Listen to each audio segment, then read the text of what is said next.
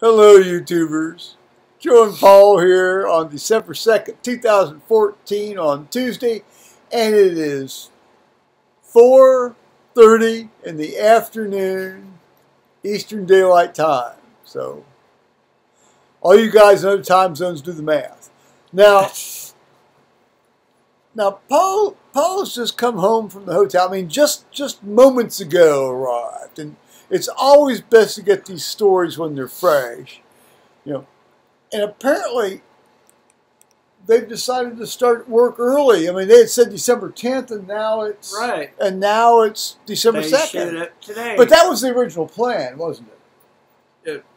Yeah, was first. Start the first. Because I said this morning, I thought these guys aren't supposed to be here till the 10th. And Dana said, no, we promised not to make any noise till after 10. Oh, really? Oh, I see. Okay. So they could start meshing, yeah, they pulled all the meshing around and things. Yeah, like one of the hallways has certain areas that has a stone baseboard. So they chiseled those off the wall. My string fell into my wine. Never mind. Carry on with your tale. Well, they chopped and knocked all the tile off, the ceramic tile off of the serving area, ripped down all that wallpaper, tore all the wallpaper down in the dining room. You have wallpaper in that place? Yeah. They ripped it out of all the hallways. Is it velour? No. Is it velvet? Is it like the wallpaper I had in my house in Fort Wayne? That sort of fuzzy stuff? No. Just wall text bullshit. Wall text wallpaper? See, to me, That's wall text like just means... I'm not familiar with terminology. Explain. It's kind of like you wet the back of this stuff and it will just stick to the wall. And then you want to take it off, you just pull on it and it all comes off. If I have a sock I've had it long enough and I throw it against the wall, it will stick. Do you think there could be a market for making wall coverings out of wet socks? Wet, unwashed socks? Thrown up against the wall. It'd be kind of like a pastiche. You throw them up there and see, each one would be a unique work of art. Take them off and throw them. Like that's how you're supposed to tell a spaghetti is finished. Well, yeah, it's the old myth about the spaghetti. But now, see, check out this sock. Now, those of you in the know can tell that the bottom of this sock is fairly solid, and from having been worn many times, and when I take it off, it is quite wet, but I always sort of fold it out so it's kind of flat, On the other hand, I have thrown these things up against the wall, and not often. But very occasionally they have stuck.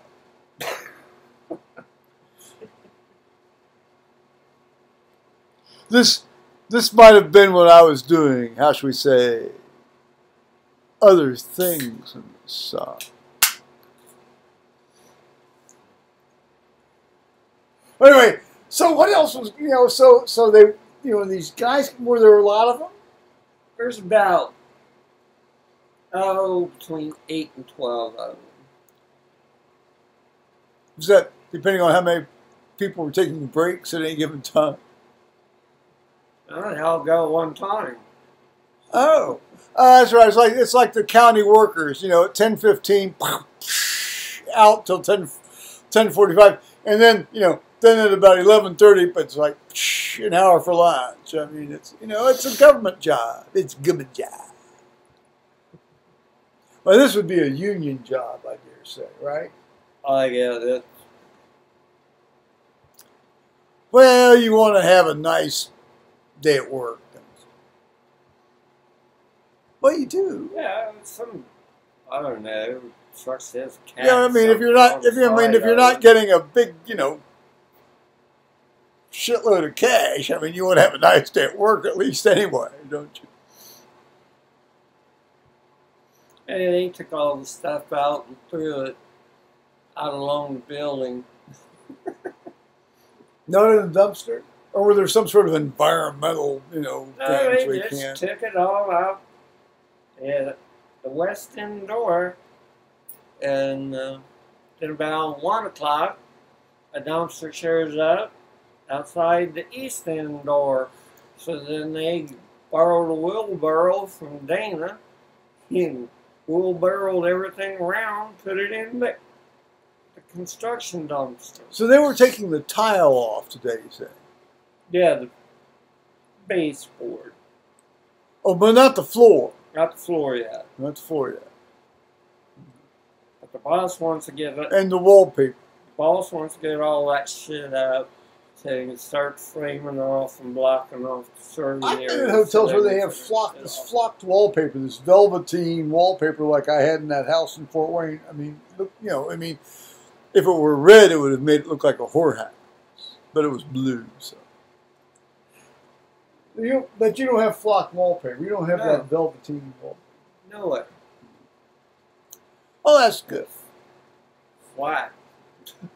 I do like it. It's kind of fuzzy. I like to rub my hands on it. Right, it's tough too.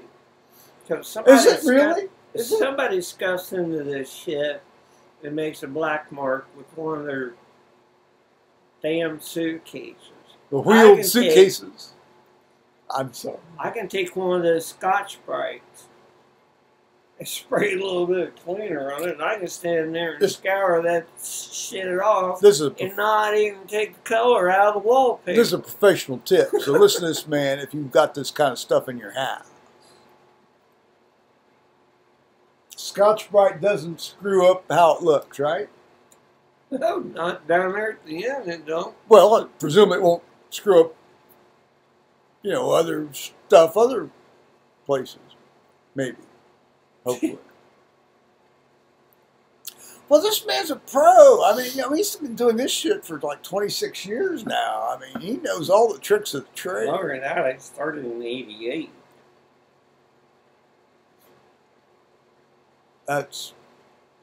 It'll be 27 years in 2015.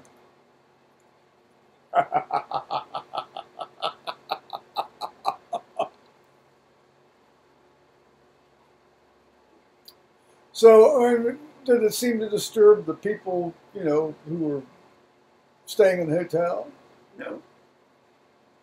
That's good. You never want to scare the horses. I mean, people are checking in when I won't laugh. And these guys are standing around with these broom mop handle things and plaster on the wall. They're just grateful for a place to put their behinds down for the night. Well, no, really. I mean, that's that plaster unit, it stings you through. What, the plaster dust? Yeah. Yeah, that can be kind of nasty. Yeah. Well, particularly if it's not really fine dust. Well, I don't know. Actually, it's either one, fine dust or even slightly chunky. Yeah. Gotta watch out for those chunks. They're dragging their suitcases in, and when they get in the elevator and they go up and they get off the elevator, they're leaving white tracks coming on the shit on the floor. A trail. Almost like out of a Western movie where you have the scalp, Don't bother trying to clean any of this up today. Following the tracks of the bad guy.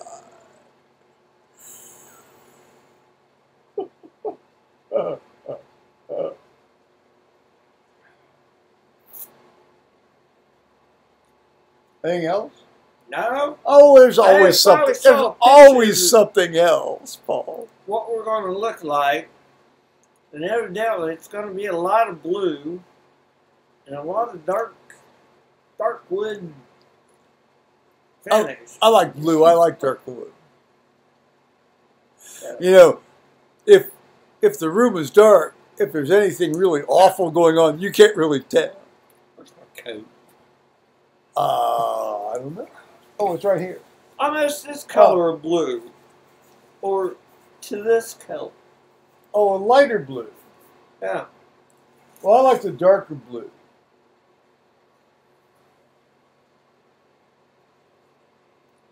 Anyway, there's a thing. It's better being in one of these dorm rooms that were painted flat black, which was kind of the style sometimes when I was in college. You know, these guys would paint their, which was absolutely against the rules. But they'd paint their dorm rooms flat black. Yeah. I mean, absolutely. Now, at least it wasn't glossy flat black. It was matte flat black. Why would you want black walls? Well, they wanted because they had black lights and things, and and these guys trying to be undercover cops, but they were growing marijuana in their closet. They had grow lights. And, apparently, the grow lights also helped the marijuana UV lights help marijuana grow. I don't know. Yeah. Consult the Columbus Police Department. That's where the guys. That's who the guys were working for in 1971. No, 1970. Working with undercover cops on campus from high. Yes, I've talked about that in another YouTube video earlier, so y'all can find that. I thought they're supposed to run around and find people selling this stuff. Well, they were selling it, actually, which, of course, then led them to various connections. And then the riots, the 1970, sort of, Kent State associated. Well, it really wasn't Ohio State, but the various student riots, started. I've talked about how these guys were seen collaring people on the Oval, and then after that, after the university closed and it reopened, these guys were gone. The room was cleaned out. Nothing, gone. Well, I've mentioned that before. Our authorities helping us. That's a fake student. Meanwhile, these two, how shall we say, very lusty folks from another background who lived immediately next door to me. I mean, they had like 2 women in there every night, and they were banging them like, man. And it was like I kept thinking,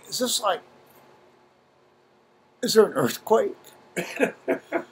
I mean, because the wall, it wouldn't shake, because I'll tell you this East Baker Hall, Baker Hall and Joe was built like a tank. You had walls easily this thick.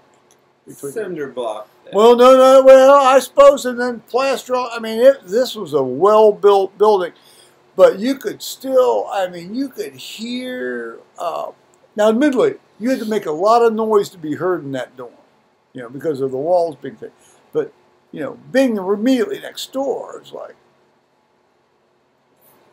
I will say it was not as much of a turn-on to me as the night I spent in a motel just outside of Atlanta, Georgia, on the way home from Orlando, Florida, from a meeting, in which case I stayed in a motel that had 1/4 inch thick plywood wall. And it was run by How'd you find that dump? Well, honey, it was just off the freeway, and I needed to go to bed. I was dead tired. And is that where you shared the front desk phone? No, that was in Traverse City, Michigan. We can talk about that in a moment. But first, so I'm in this motel, and it's run by a really pleasant group of Indians, Indian Indians. And the place smelled wonderfully of all this Indian cooking. Well, when I had gassed up my truck, I had seen these two guys, sort of cruising the truck stop, apparently to try to get some hooker. And sure enough, they checked in just after me, and they were in the room next door to me, and they banged this woman for about a good hour and a half.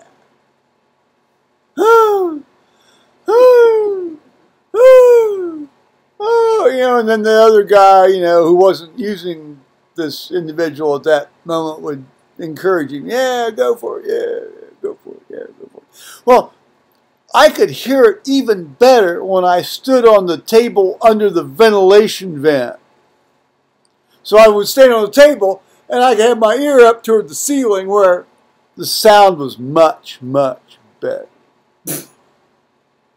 That means you shared a vent through the wall. You can imagine what I was doing, even though I'm gay. Well, daggone well, those two guys were kind of getting off on each other, watching each other. Hey, just say they were having a three-way bud. As near as I could tell, it was like a one-on-one at any given time. From what I heard. Now, I don't know. I mean, maybe after things settled down. Now, we were going to talk about, there was something else you brought up. You sharing the freaking front desk phone. Oh. When my mother was in the hospital in Traverse City with her head injury after falling down the stairs in my sister's second house on Drummond Island, and brained herself. I mean, she brained herself.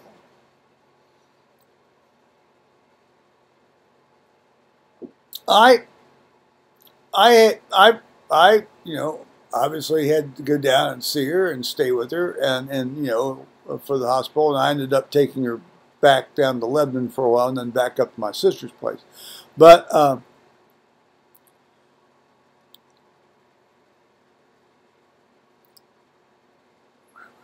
point here. Help me out. Oh, the phone. Right. No. See, for the first three nights I was there in Traverse City, I slept in my car. Now, it was around 25 degrees at night. I bundled up, I manned out. Every now and again, I'd turn the thing on, run the car. See, it was a diesel engine, though. It wouldn't put up much heat. So, I mean, if you try to run your heater in a diesel engine car, you're not going to get very warm. It's a Mercedes 300 SD 1985 model. Oh, I love that car. Anyway, nonetheless, it never put out much heat.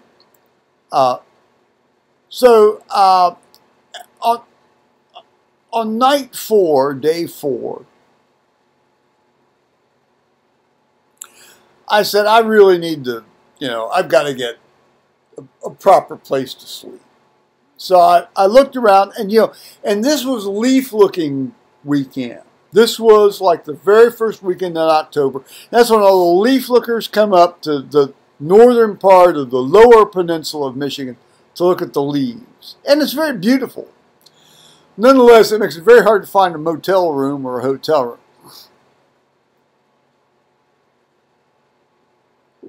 Eventually, I found one. And this fellow looked very surprised to see me come in. And he says, well, we're basically full up. I said, well, by basically, do you mean you are full up or not full up? He says, well, there's a place I can give you. What he did was he rented me basically his own bedroom. Upstairs. He was working night. Upstairs. And, well, that was the owner. I mean, he was there the whole time. That's, he's scraping and clawing a living, And so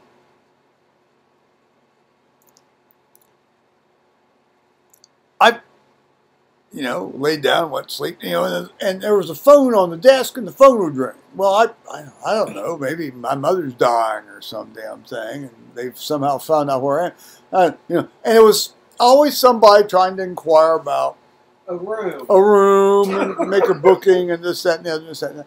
Well, this happened about 7 or 8, 9, 10 times.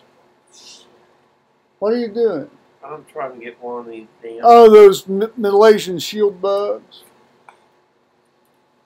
It's Paul's on a mission. Well, anyway, to continue the tale, so after about 9 or 10 times of this stuff where the phone would ring, and of course it was always spaced just enough to wake you up after you'd gone to sleep. So finally I went over to where the phone was, and it wasn't one of these things you could just unplug. It wasn't like one of these current phone jacks where you just, where you just unplug it. This was actually a dial phone. Well, I like dial phone. Well, no, I really don't. But it was hardwired into the wall. You know, it wasn't like you had like a thing you'd unplug, or you could unplug it from the back of the phone. So I just pulled the fucking wire out of the wall.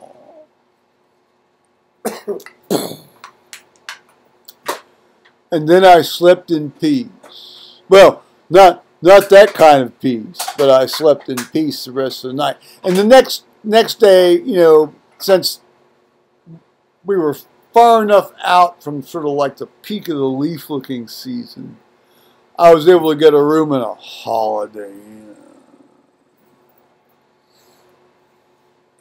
Nonetheless, better than sleeping in your car, you know, when it's 23 degrees at night out in the parking lot of a hospital in Traverse City, Michigan.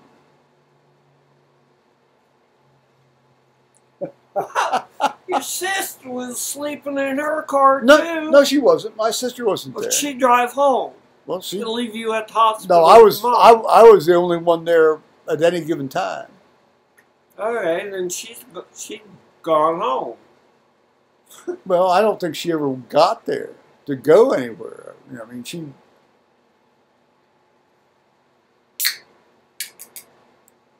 I know you went to the house to pick her up because we were coming back from Michigan. Right? No. I was, you know, the plan was, you know, when we were on vacation in Michigan, I was going to drive over to Drumdial and pick up my mother from my sister's place, and then bring her home and take her. Well, and yes, and then ultimately take her all the way down to Lebanon, Ohio. But you know, I get there.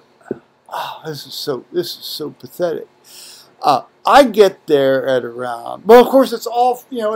It's October 2nd, October 1st. It's foggy, you know.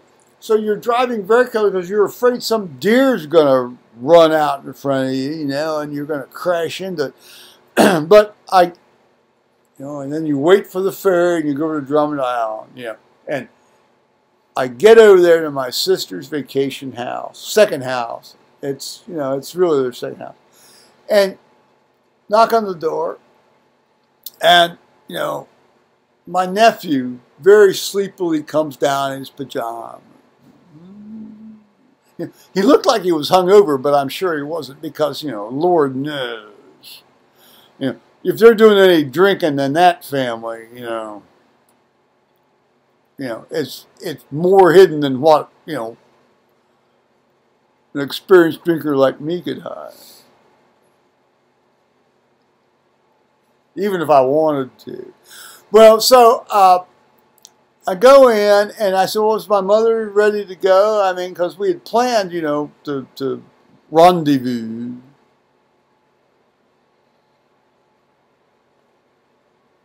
And then by that time, my niece Susan, who's 2 years younger than John, and, you know, these kids, I shouldn't call them kids, but this time they were, let's see, this was 1990, this was 2000, no.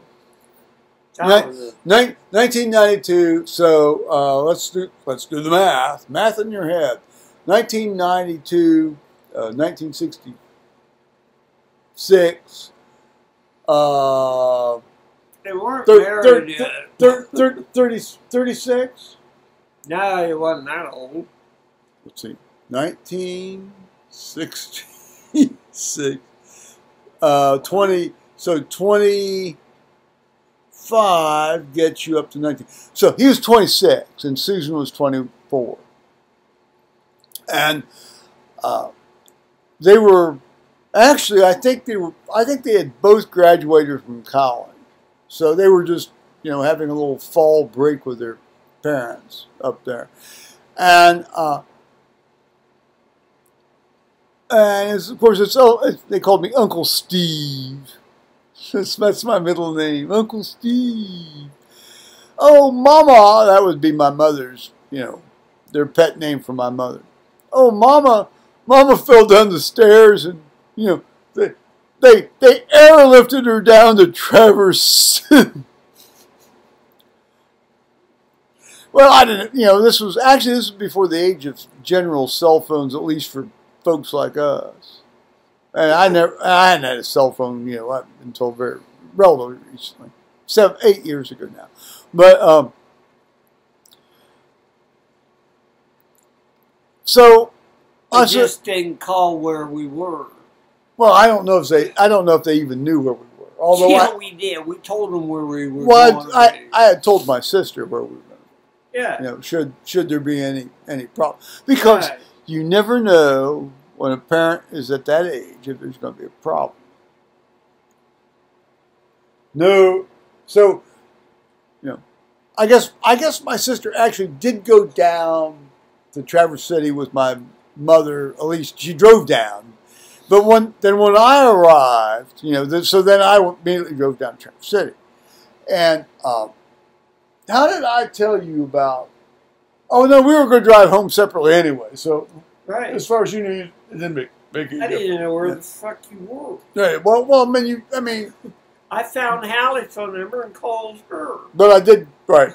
So when I got there, then after about a couple hours, my sister left. Kind of like when my mother was dying.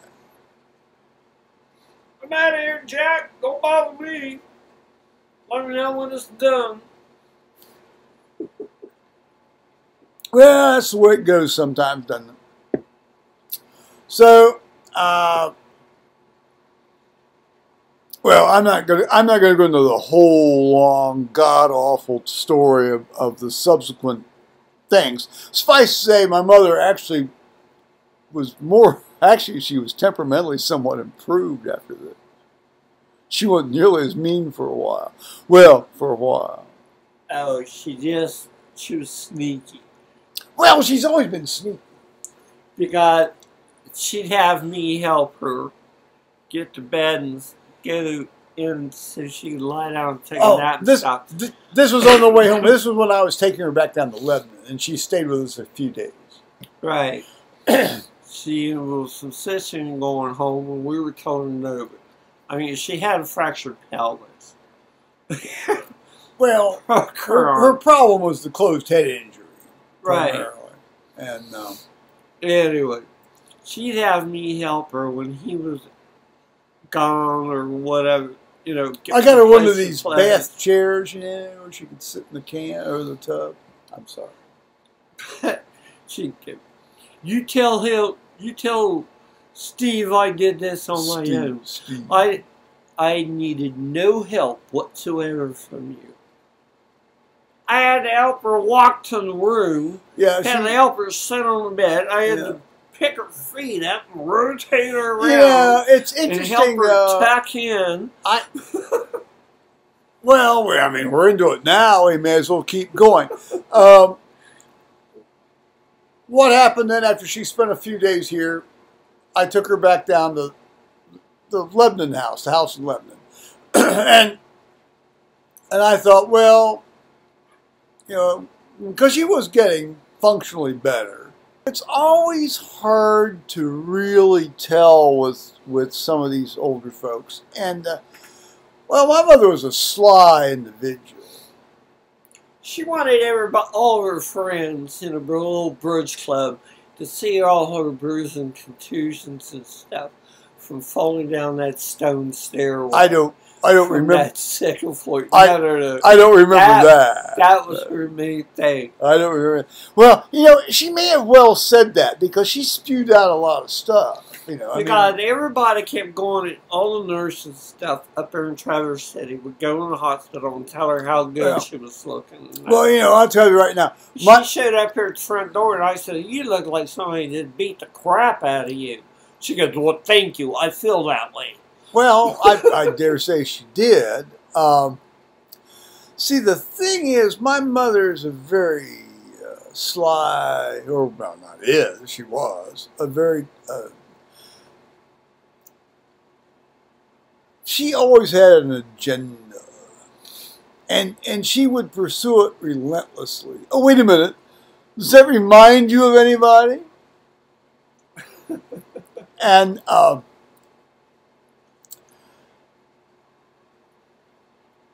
after she died, I liberated her diaries from her last 4 or 5 or 6 or 8 years of reminiscences. They were in these little date books, you know, and like calendar books.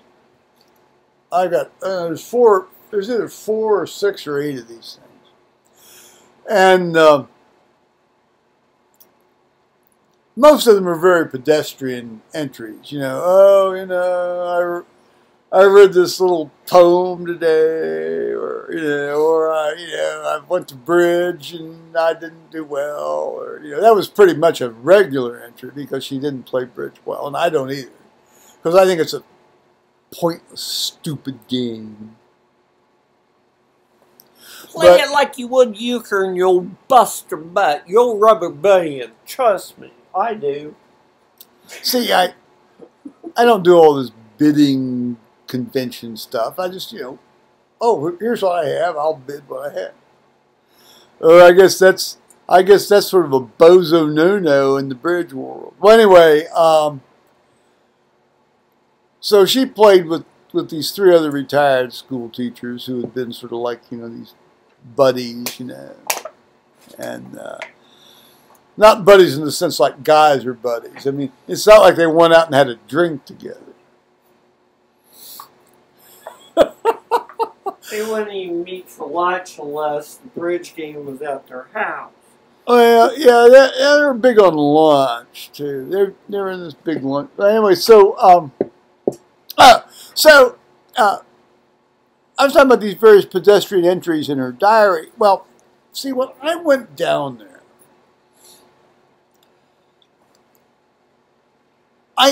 I had to sleep on the couch. Well, hell, that's no big problem for me.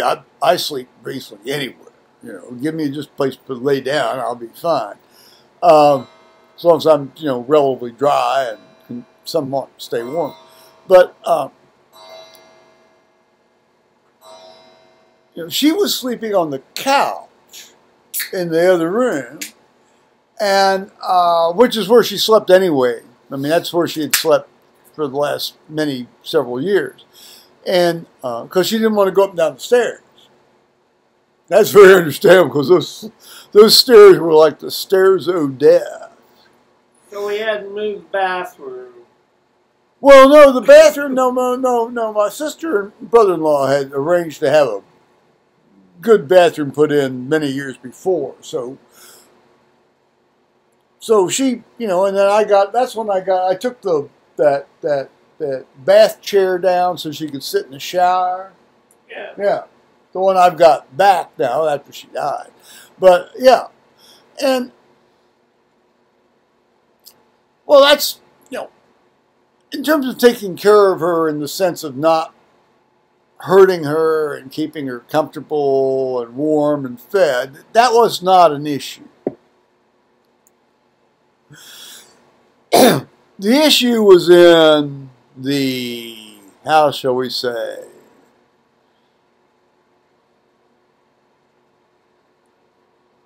I just noticed Paul's extraneous emotional leverage that would go on.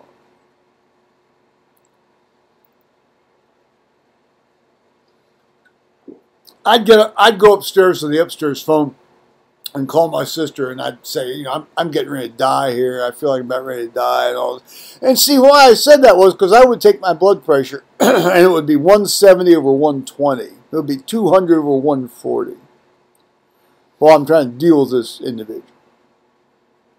I mean, it really literally was. And using literally in the true sense of the word, it was getting ready to kill me. So I said, you've got to come down here and collect her, come down here and stay here, because I can't keep doing this. Otherwise, I'll be dead.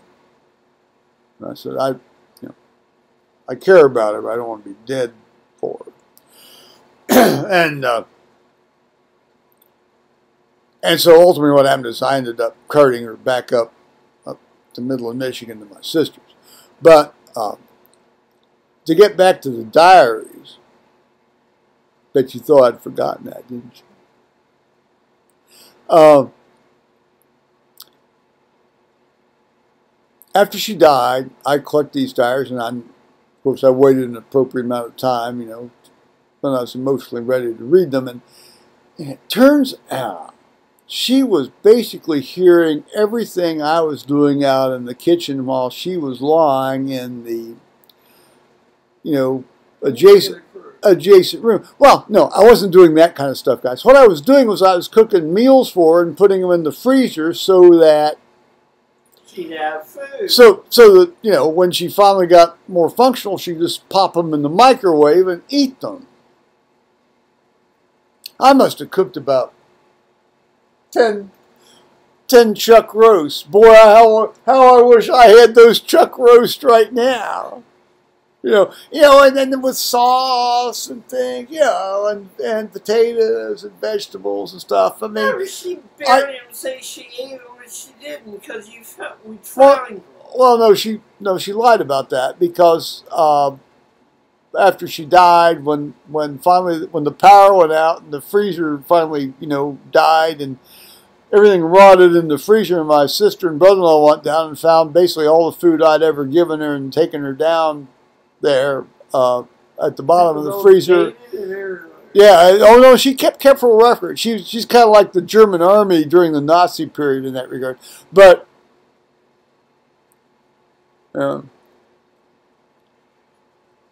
anyway, well, you do what you're supposed to do, and you try to do what you're supposed to do, and so that's what happened. But there was anyway, so she would say things. There were entries in the diary saying like, "I know he's out there in the kitchen drinking right now."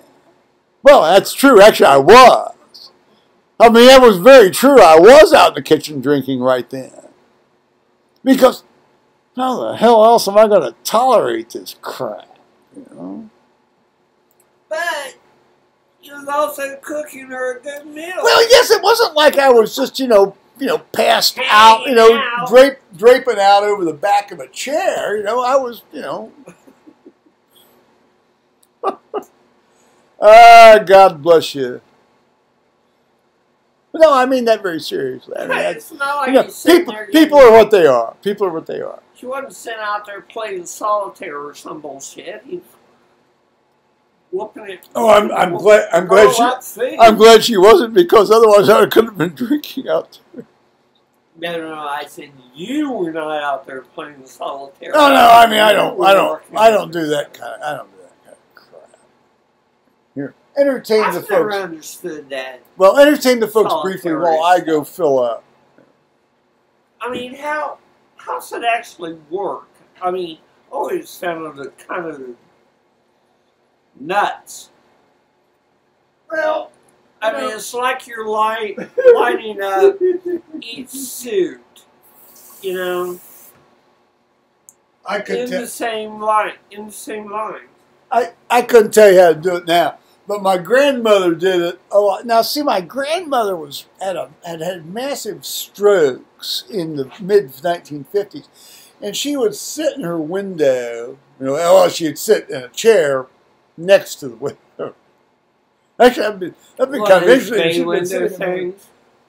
No, just window in a bungalow, one of these 1920s bungalow things, and she would play solitaire. So her head was home enough to play cards of some variety. But you know, she had trouble speaking. She could understand you. She could hear you. She could understand your speech, but she had trouble speaking, and she had trouble walking. But she could walk with assistance, and not all that much assistance. Sometimes she, you know, but actually, that age group and that generation was very much into cards. You know, let's play some cards.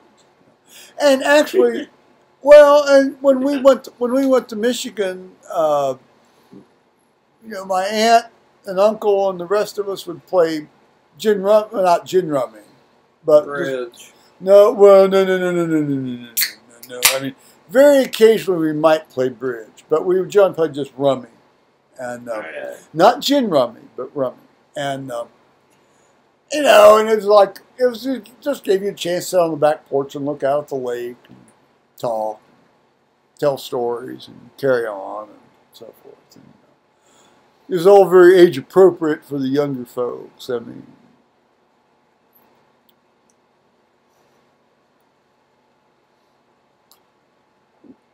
the fun stuff always came later.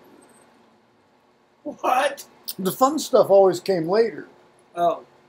Well, it always does, doesn't it? You have to go the course to get to the goal.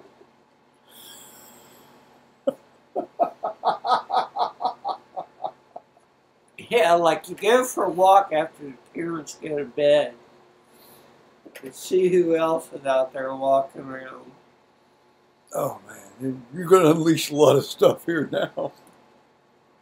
Probably best not to go there. I think maybe we ought to stop. What do you think? Yeah, sure. Well, it's been wonderful, YouTubers. So bye-bye, YouTubers.